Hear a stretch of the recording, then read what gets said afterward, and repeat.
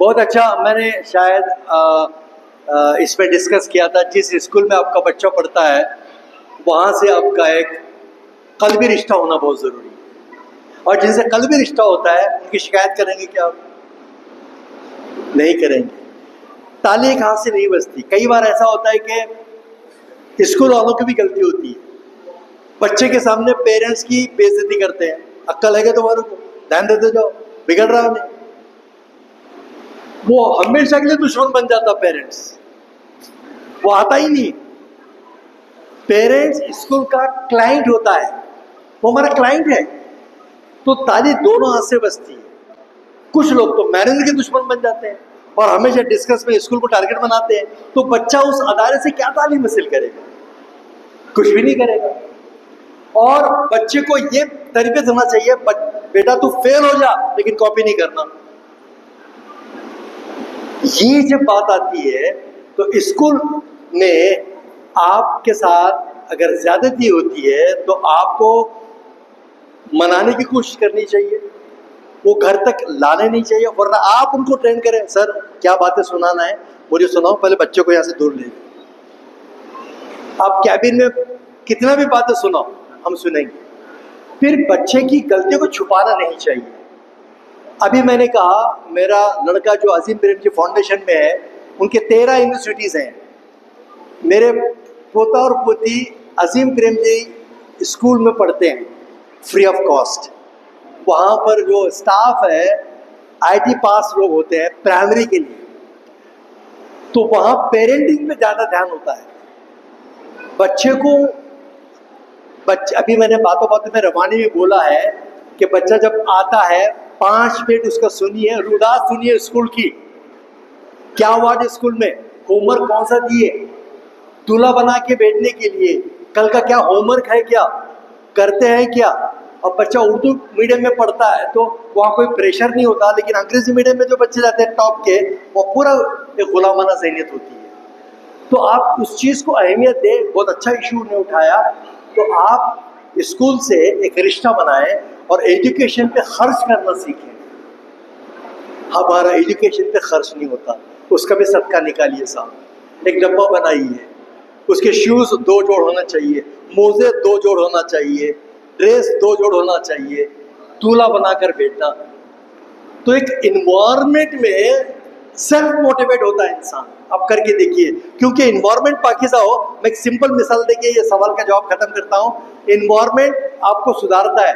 जब हम नया जूता पहनते हैं चलने का स्टाइल बदल जाता है 1-2 घंटे तो कम से कम।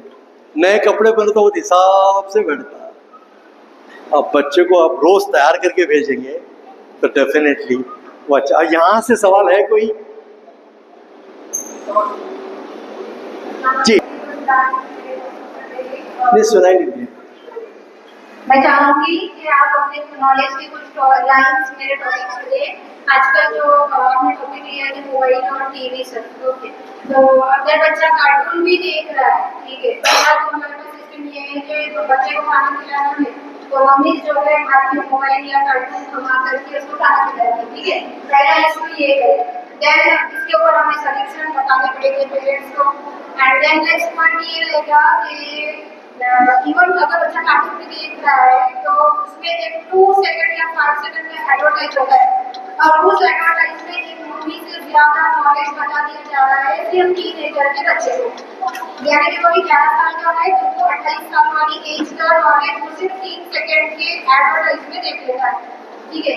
तो हमें पेरेंट्स को ये भी बताना चाहिए कि एडवर्टाइज से उसको कैसे दूर रखें। इवन यानी हम टोटल 24 घंटे में अगर वो आधा घंटा कार्टून देख ही रहा है तो मैं समझती हूँ कि कुछ गलत नहीं है, लेकिन उसमें वो आने वाले जो 4 मिनट का जो है वो बहुत ही वाहियात और बेकार है। बहुत अच्छा। देखिए ये उन्होंने बात कही है तो हर घर की कहानी है। आप मोबाइल के बजाय स्क्रीन पे उसको कार्टून दिखाइए, टीवी पे बताइए। मोबाइल अकेले में मत दीजिए। पहली बात, रूम में बैठ के वो देख रहा है, सरेआम देखिए। और इसको रोक तो नहीं सकते, ये सब बातें हैं, वो फिर छुप के देखेगा।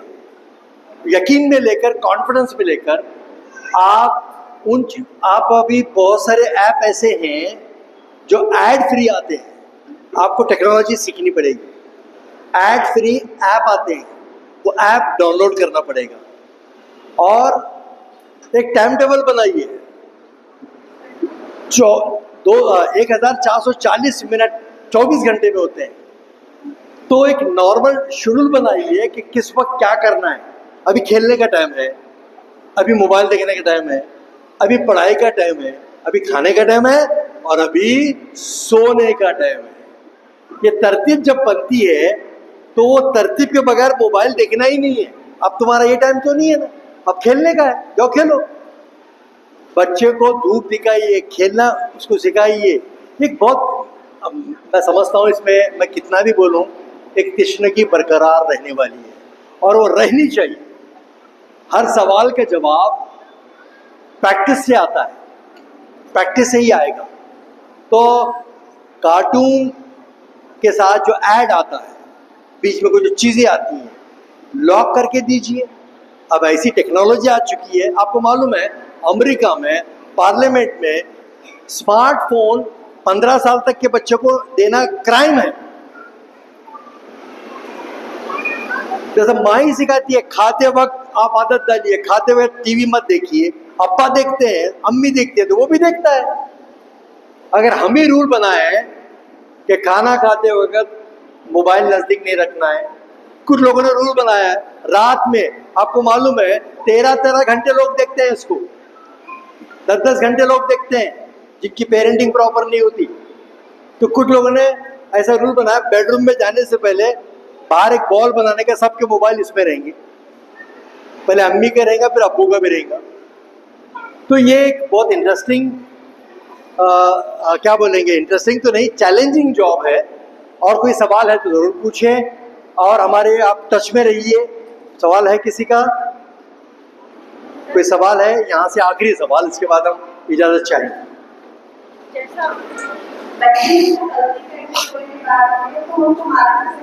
जी नजदीक लो, नजदीक लो।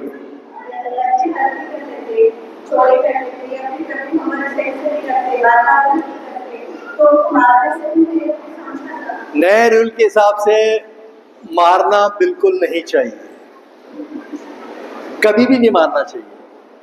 सख्त आप उसको समझाइए और वो गुस्से में जब हम आते हैं 12 मिनट तक आप बर्दाश्त करेंगे तो आपका गुस्सा भी कम हो जाएगा। 12 सेकंड या 12 मिनट, ऐसा कुछ लोग कहते हैं। मारना मसले का हल नहीं है, मैं समझ सकता हूँ। माँ और बाप को रुतबा ऐसे ही नहीं दिया गया साहब, बहुत मुश्किलों से पालना पड़ता है औलादों को, उसके बाद भी रिजल्ट मिलता है नहीं मिलता अलग बात है। तो वो चैलेंज तो सबको करना पड़ेगा। आप अपने हिस्से का काम कीजिए, उसके लिए दुआ कीजिए, क्योंकि माँ और बाप की दुआ रद्द नहीं होती। उनको दोस्त बनाइए और खासकर टीनेज 13 से लेकर 19 साल तक पेरेंटिंग पर ध्यान देना ज़रूरी है। और आखिर में ये एडिशनल मुझे बात कह लेने दीजिए, इसके बाद मैं कोई सवाल नहीं, इख्तिताम करते हैं। आज लड़कियां खूब पढ़ रही हैं, लड़के नहीं पढ़ रहे हैं। लड़कियां क्यों पढ़ रही हैं? उनकी तरबियत अच्छी हो रही है, उनके पास टाइम मैनेजमेंट है। 10 मिनट भी लेट आती है तो माँ बाप का कलेजा मुंह को आता है, फ़ोन करते हैं, भाई कहाँ है बच्ची, किधर है, कब आ रही है। हजारों किस्म के सवालात आते हैं, बेटा 2 घंटे लेट आता, कान पे जू नहीं रेंगती साहब। अब्बा पे गया ना, कभी भी आता कभी भी जाता। जितनी सख्तियां हम लड़कियों पे करते हैं इब्तिदा से, उतनी ही सख्तियां लड़कों पे जरूरी है। अब मुहिम चलानी पड़ेगी कि बेटा बचाओ बेटा पढ़ाओ। लड़कियां सेफ्टी जोन में है और लड़की बाद में समझ जाती है कि थोड़ी बड़ी मुझे आज़ादी जो मिल रही है सिर्फ पढ़ने की वजह से मिल रही है। जिस दिन मैं पढ़ना छोड़ दूंगी ये आज़ादी खत्म हो जाएगी, शादी हो जाएगी, मरती क्या ना करती पढ़ती। तो मैं फिर एक बार मशहूर हूँ एटीएम के तमाम जिम्मेदारान का, मुझे बहुत खुशी है। यकीनन आप फीडबैक सबको दीजिए फॉर्म, आप अपने तासुरात ज़रूर दें, मेरा कॉन्टैक्ट नंबर भी ले लें, आप बात कर सकते हैं टाइम लेकर, एक प्रोसेस रहेगा। सवाल है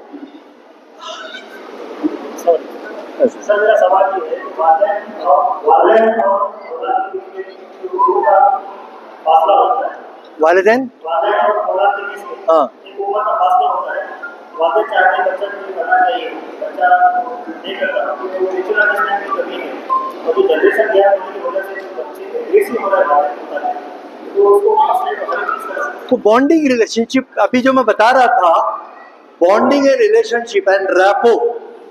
अब देखिए ये टर्मिनोलॉजी इन्होंने अभी जो बोली, जनरेशन गैप, वो खत्म हो चुका है, अब कहीं सुनने को नहीं मिलेगा। वक्त के साथ चैलेंजेस बढ़ जाते हैं। आप बच्चे को वक्त दीजिए, मोबाइल और उससे कुर्बत बनाने के लिए घर में कैरम बोर्ड लाइए और गेम खेलिए। अप्पा रोज खेलेंगे, अम्मी भी साथ खेलेंगी, कभी होता है क्या हमारे पास ऐसा?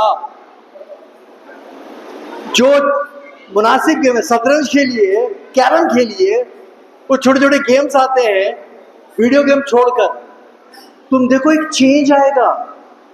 और एक रखना है कि आधा घंटा रोज गेम खेलेंगे, संडे को तो डेफिनेटली खेलेंगे। स्विमिंग को ले जाइए, जिम को ले जाइए, तंदुरुस्ती दीजिए, जंक फूड से बचाइए। घर में जंक फूड की पाबंदी चाहिए, खतरनाक ये जंक फूड है। हाँ जी, बस ना आपसे सहमत है कि पहले के गरबा के गरबा और ये वीडियो बुलाते जो लेकिन आज की डेट में हमारे बच्चे जो है तालीम से बहुत नुकसान। और दूसरी बात ये है कि आज जो बच्चे जो है तो इंजीनियर पढ़ रहे हैं और वो जो है आगे चलकर पैदा हो रहे हैं, ये माँ बाप की कमजोरी है। इतना पढ़ाने के बाद उनको सही तरीके से।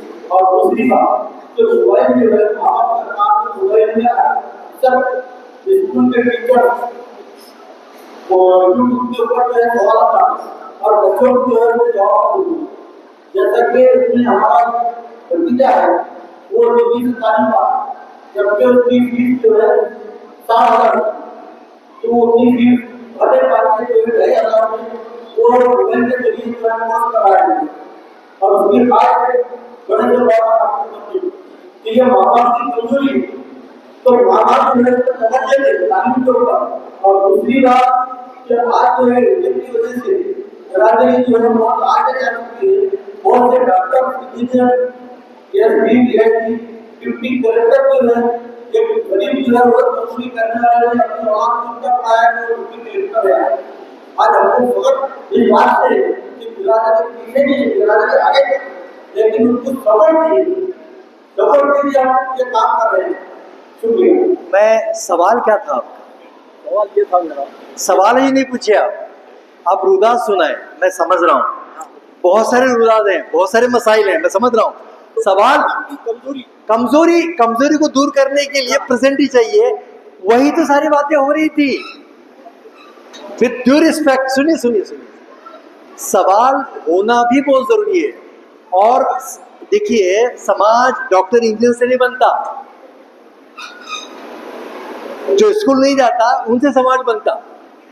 मस्जिद की मुतवल्ली कौन बनते? डॉक्टर बनता। कारपेंटर कौन बनता? जो स्कूल कभी नहीं जाता।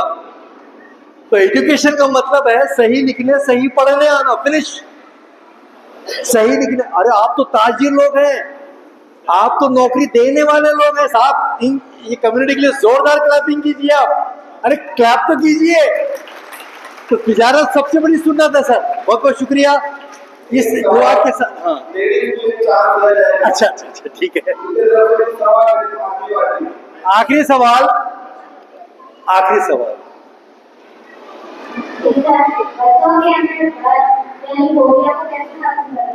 हाँ, फोबिया बहुत अच्छा सवाल है माशाल्लाह।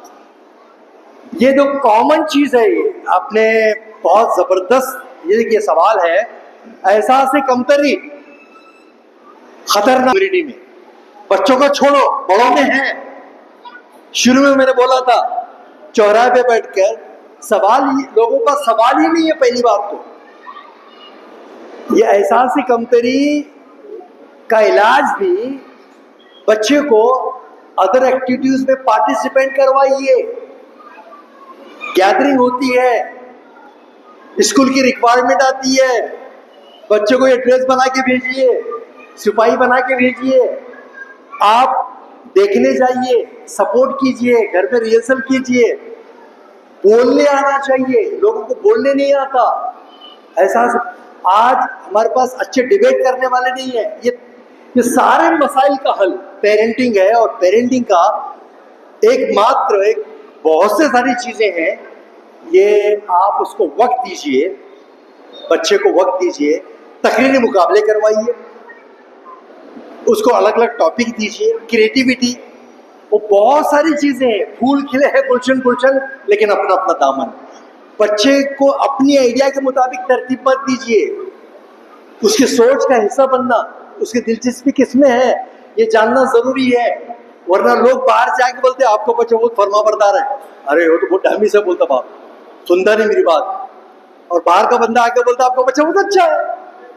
तो ये जो गैप है, तो आपका एक सवाल का जवाब यही हो सकता है कि उस बच्चे के साथ जहाँ तकलीफ होती है साथ रहिए, उसको बोलने लगाइए, बात करने लगाइए। जी आखिरी सवाल,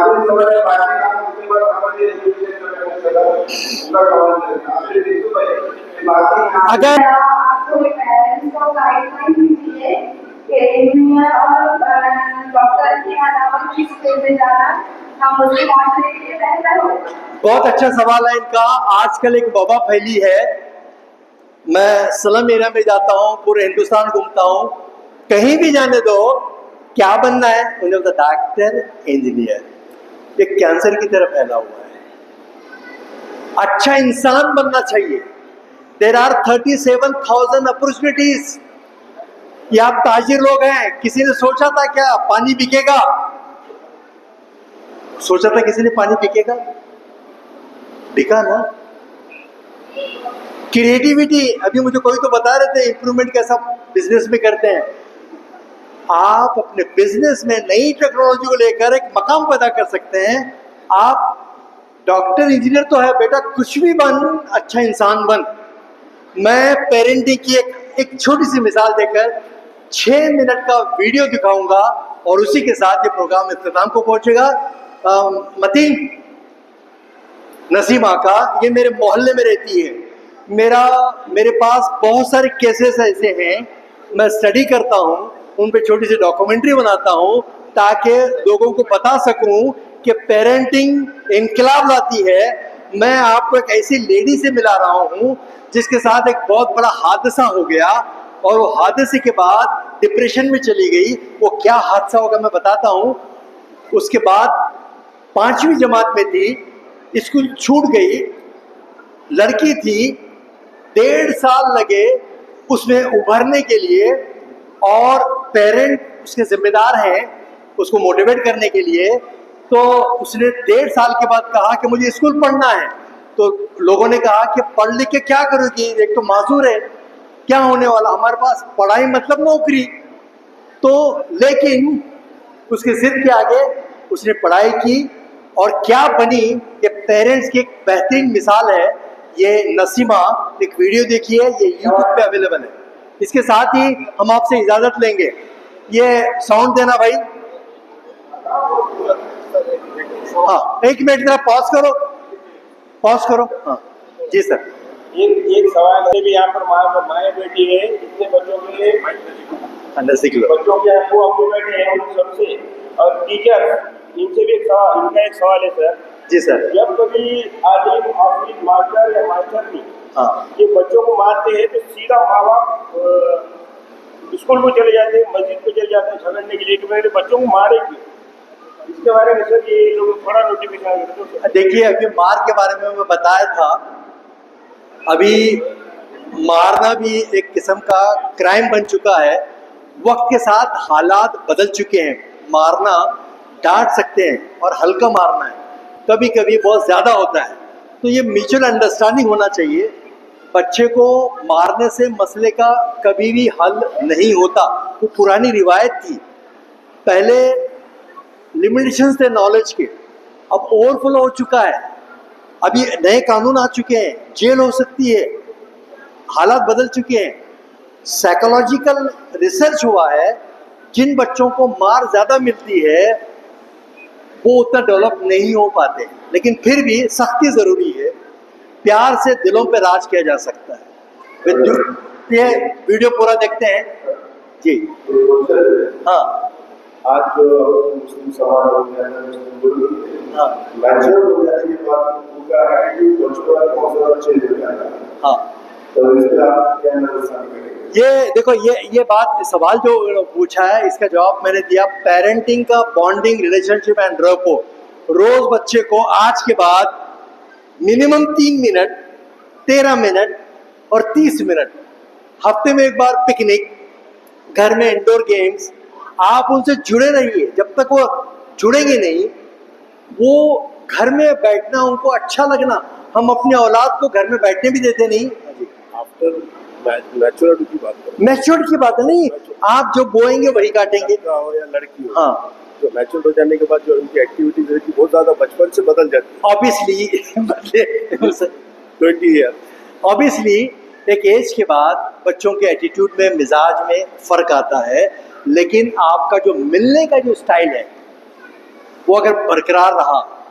मैं, एक हमारे दोस्त हैं, उनके वालिद 92 ईयर्स के हैं, ये खुद 75 साल का है, तो ये रैपो उनके पास चलता था। अब एक एज के बाद, बुढ़ापा आने के बाद आदमी बहकी बहकी बातें करता है, इररिलेवेंट बात करता है, तो अक्सर माँ बाप से बच्चे बोर इसलिए होते हैं, बार बार अपनी कहानी सुनाते हैं। हमारे वक्त, बस करो अब्बा, कान पक गए मेरे, कोई को बैठेगा आपके पास? नहीं बैठेगा ना। तो उसकी फीलिंग को समझना पड़ेगा। तो वो मैं वाकया बता रहा हूँ कि बोले शुरू से हमारे घर में रिवाज है, क्या काम हुआ शाम में आके बताने का अब्बा को, फिर अब्बा उसमें सोल्यूशन देते। अब अब्बा भी रिटायर हो गए, इन्हें भी रिटायर हो गए, लेकिन उसको कंटिन्यू करना था। तो उसने बोला, सर मैं क्या करता हूँ, सुबह किसी भी खानदान के एक रिश्ते का कुछ तो मसला छेड़ता हूँ, अरे उनकी तबीयत खराब है, क्या करूँ? एक काम कर, सेब लेके जा और ये लेके जा, जाके मिल, ऐसा कर, और क्या लूँ, हाँ ये कर। और जैसे ही बाहर जाता तो पोता पोती के सामने होता तो औलाद हुई तो ऐसे उन्हें आज भी मुझे बगैर पूछे कि कोई काम नहीं करता। ये रिवार्ड होता है। तो बहरे मैं समझता हूँ आपकी बेचैनी, ये बहुत ही सेंसिटिव सब्जेक्ट है, ये नहीं खत्म होने वाला सेंटेंस है। पेरेंटिंग की मिसाल एक टफ है। ये लेडी को देखिए, स्टार्ट करते हैं, इसी के साथ इस प्रोग्राम का इख्तिताम होगा। इनका नाम है नसीमा। थोड़ा साउंड आ रहा है क्या इसका? साउंड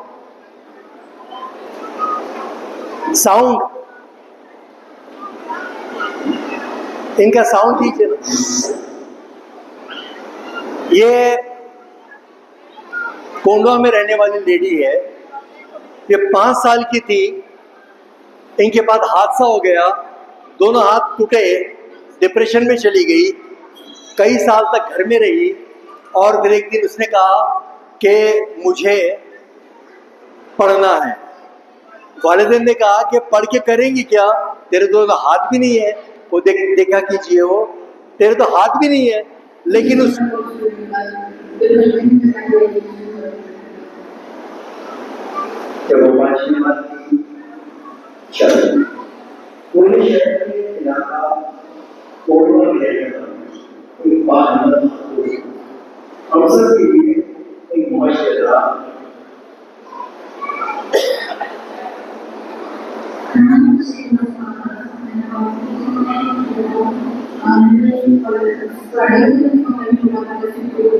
पुणे कॉलेज से इसने ग्रेजुएट किया, बीकॉम हो गई, कंप्यूटर सीखा, इसकी स्पीड 120 है।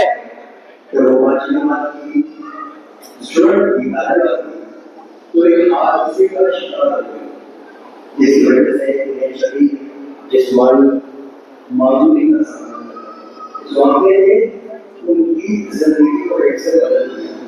और करीबन 1.5 साल तक मायूसी में लेकिन उन्हें हिम्मत नहीं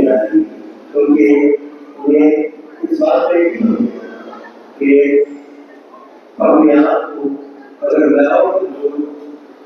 सोचूं तो मैं जिंदगी जीना मेरे मुश्किल हो जाएगा।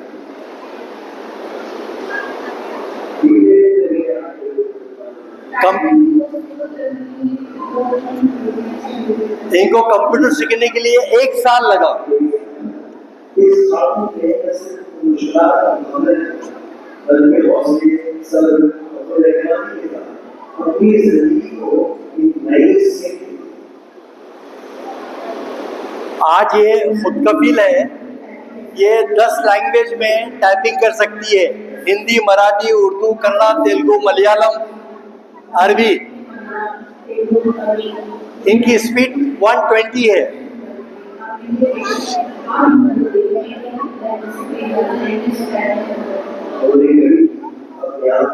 जिस कॉलेज में मैं काम करता था वहां से उसने ग्रेजुएशन किया।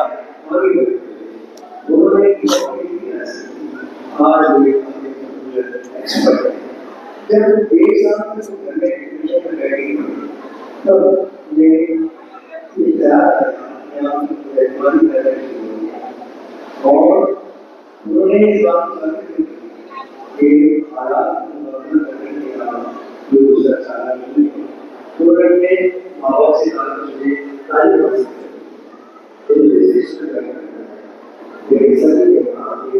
पढ़ने में क्या उससे कुछ हासिल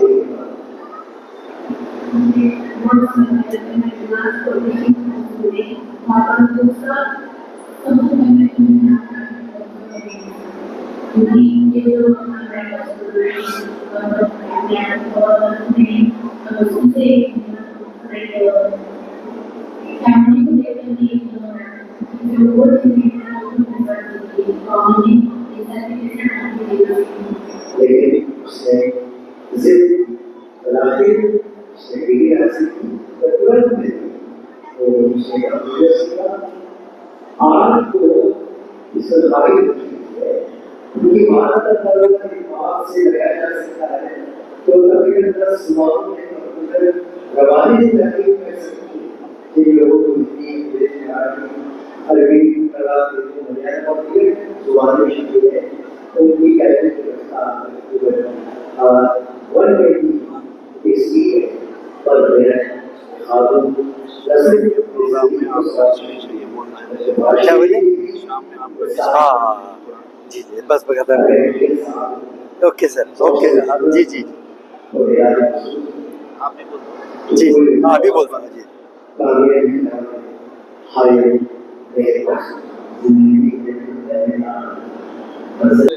मुकद्दर की हथेली खो चुका हूं मैं, मगर पंजा लड़ाना भी जरूरी है। मैं 12 साल पहले इनका ये शूट किया था वीडियो, मैं अभी एक उसका सेकंड पार्ट बता रहा हूँ। 12 साल पहले की शूटिंग है ये। पिछले 6 महीने पहले मैंने पूछा भाई नसीमा है कहाँ, मेरे मोहल्ले में रहती है।